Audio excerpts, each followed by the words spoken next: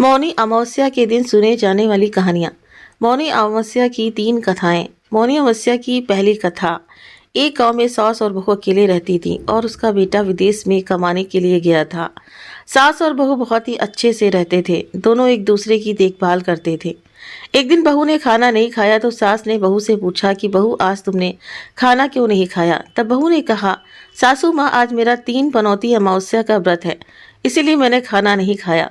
तब सासू ने कहा, बहू, ये व्रत क्या होता है और ये व्रत करने से क्या फल मिलता है, मुझे भी बताओ। तब बहू ने कहा, सासू माँ, 3 पनौती अमावस्या का व्रत करने से बहुत पुण्य मिलता है।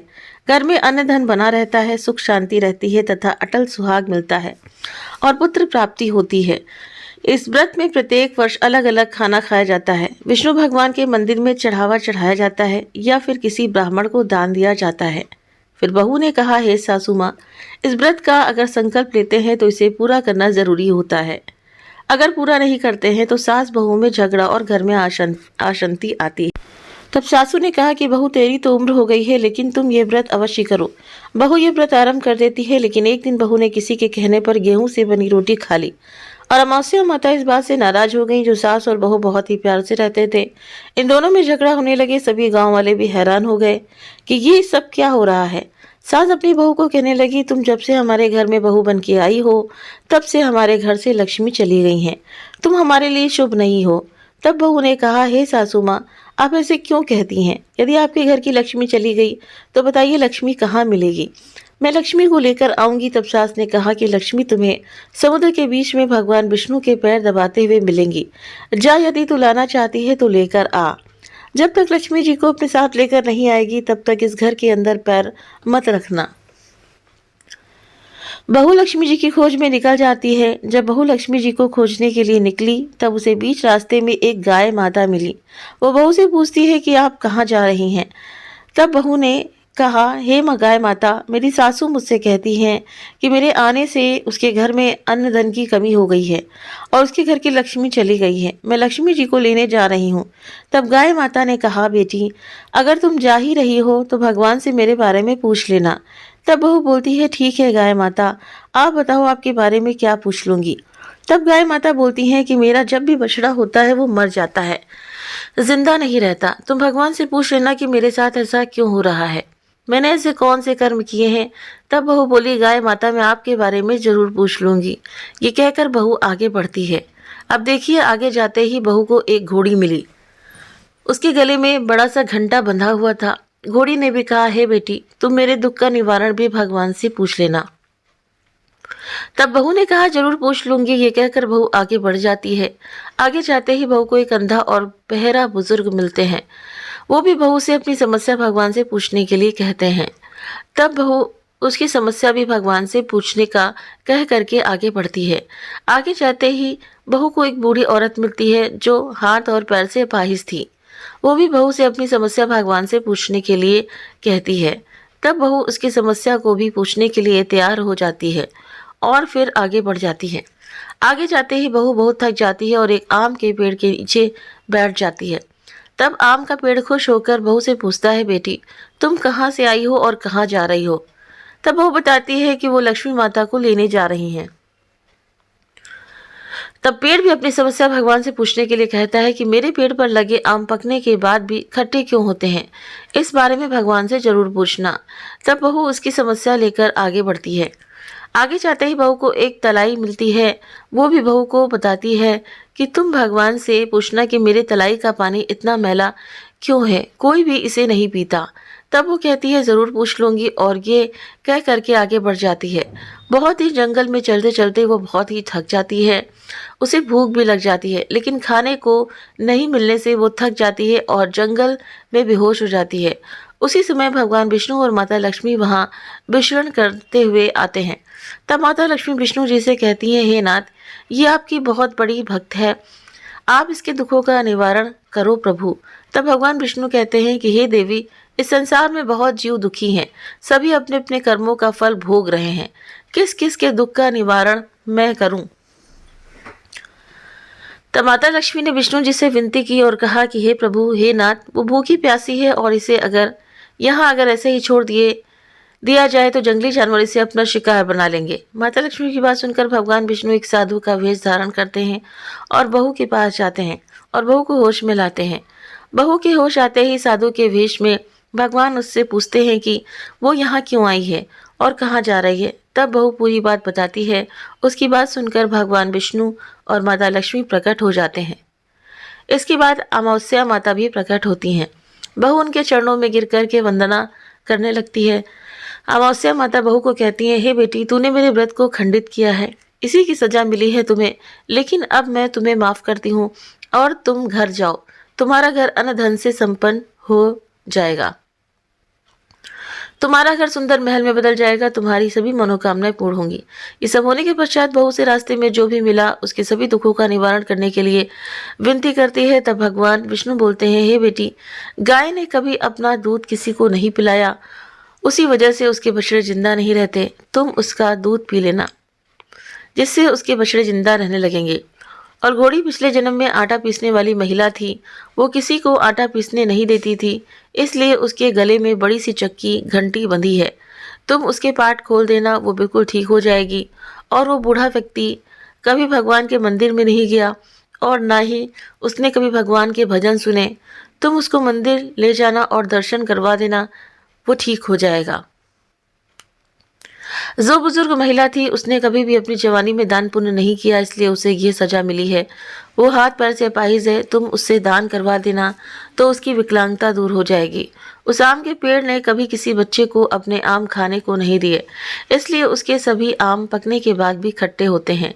तुम उस पेड़ का आम खा लेना, फिर उस पेड़ का पर मीठे आम आएंगे। और बात रही तलाई की, तो तलाई का पानी पिछले जन्म में देवरानी जिठानी थी, वो हमेशा झगड़ती रहती थी, इसलिए उसका पानी मैला है।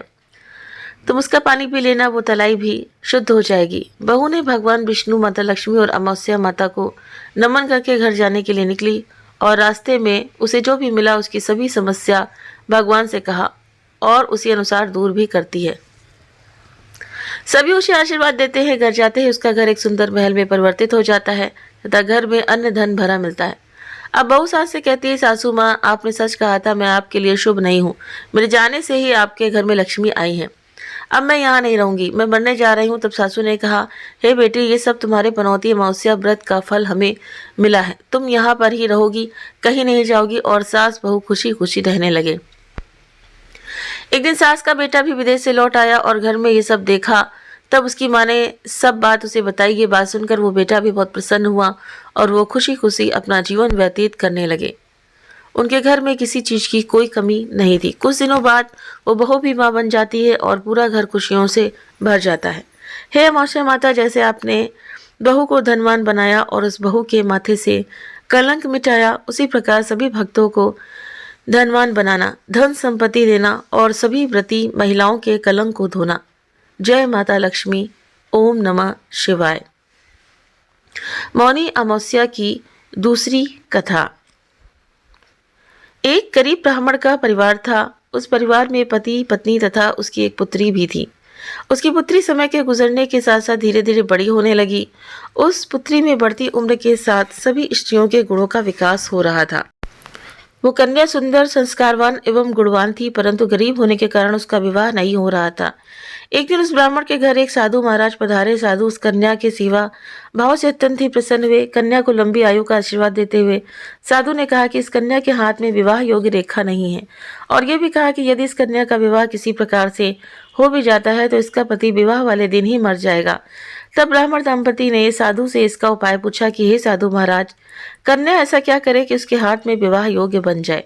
साधु महाराज ने कुछ देर विचार करने के पश्चात अपनी अंतर्दृष्टि में ध्यान करके बताया कि कुछ ही दूर पर एक गांव में सोना नाम की एक धोबन महिला अपने बेटे और बहू के साथ रहती है, जो बहुत ही आचार विचार एवं संस्कार संपन्न तथा पतिपरायण है। ये सुकन्या उस धोबिन की सेवा करे और वो महिला इसकी शादी में अपनी मांग का सिंदूर लगा दे, तब इस कन्या का विवाह हो जाएगा। तो इस कन्या का वैधव योग भी मिट जाएगा और इसका सुहाग अखंड हो जाएगा। साधु ने यह भी बताया कि वो महिला कहीं बाहर जाती आती नहीं है। ये बात सुनकर ब्राह्मणी ने अपनी बेटी से धोबिन की सेवा करने का प्रस्ताव रखा। अगले दिन से ही कन्या प्रातःकाल उठकर सोना धोबिन के घर जाकर साफ सफाई एवं मन सारे कार्य करके अपने घर वापस आने लगी। एक दिन सोना धोबन अपनी बहू से पूछती है कि तुम तो सुबह ही उठकर सारे काम कर लेती हो और पता ही नहीं चलता। बहू ने कहा, माँ जी, मैंने तो सोचा कि आप ही सुबह उठकर सारे काम खुद ही खत्म कर लेती हैं। मैं तो देर से उठती हूँ। ये सब जानकर दोनों सास बहू घर की निगरानी करने लगी कि कौन है जो सुबह ही घर का सारा काम करके चला जाता है। कई दिनों बाद सोना धोबी ने देखा कि एक कन्या मुंह ढके अंधेरे में घर आती है और सारे काम करने के बाद चली जाती है। उसी दिन जब वो जाने लगी तो सोना धोबी उसके पैरों में गिर पड़ी, पूछने लगी, हे कन्या, तुम कौन हो और इस तरह छुप कर मेरे घर की चाकरी क्यों करती हो? तब कन्या ने साधु द्वारा बताई गई सारी बात बताई। सोना धोबिन तो पति परायण थी, अतः उसमें तेज था। वो तैयार हो गई। सोना धोबिन के पति थोड़ा अस्वस्थ थे। उसने अपनी बहू से अपने लौट आने तक घर पर ही रहने को कहा। सोना धोबन उस कन्या के साथ उसके घर चली गई और उस कन्या का विवाह भी तय किया गया। जब शादी वाला दिन था तो सोना धोबी ने जैसे ही अपने मांग का सिंदूर उस कन्या की मांग में लगाया, सोना धोबन का पति मर गया और उस कन्या का सुहाग अखंड हो गया। उस कन्या का विवाह बड़े ही धूमधाम से किया गया। सोना धोबन को इस बात का पता ही नहीं चला कि उसके पति मर गए हैं। अब कन्या की विदाई होने के बाद वो घर से निराजल ही चली थी, ये सोचकर कि रास्ते में कहीं पीपल का पेड़ मिलेगा तो उसे भंवरी देकर और उसकी परिक्रमा करके जल ग्रहण करेगी। उस दिन अमावस्या थी। ब्राह्मण के घर मिले हुए पकवान की जगह उसने ईंट के टुकड़ों से 108 बार बौरी देकर 108 बार पीपल के पेड़ की परिक्रमा की और इसके बाद जल ग्रहण किया। ऐसा करते ही उसके पति के मृत शरीर में वापस जान आ गई। धोबिन का पति फिर से जीवित हो उठा और सोना धोबिन अपने परिवार के साथ खुशी खुशी रहने लगी। इधर वो कन्या भी सदा सौभाग्यवती होकर आनंद पूर्वक जीवन व्यतीत करने लगी। हे मौसिया माता, जैसा आपने सोना धोबन और उस कन्या को दिया, वैसे सभी माताओं बहनों के सुहाग को अखंड रखना, उनका सुहाग सही सलामत रखना, अपने सभी भक्तों का कल्याण करना। ओम नमः शिवाय। जय श्री हरि। मौनी अमावस्या की तीसरी कथा। प्राचीन काल में एक प्रतापी राजा थे। उसका एक बेटा और एक बहू थे। एक दिन बहू ने चोरी से मिठाई खा ली और नाम चूहे को लगा दिया, जिसकी वजह से चूहे को बहुत गुस्सा आया। उसने मन ही मन निश्चय किया कि चोर को राजा के सामने लेकर आऊंगा। एक दिन राजा के यहाँ कुछ मेहमान आए हुए थे। सभी मेहमान राजा के कमरे में सोए हुए थे। अब देखिए, बदले की आग में जल रहे चूहे ने रानी की साड़ी ले जाकर उस कमरे में रख दी। जब सुबह मेहमान की आंख खुली और उन्होंने रानी का कपड़ा देखा तो हैरान रह गए। जब राजा को इस बात का पता चला तो उन्होंने अपनी बहू को महल से निकाल दिया।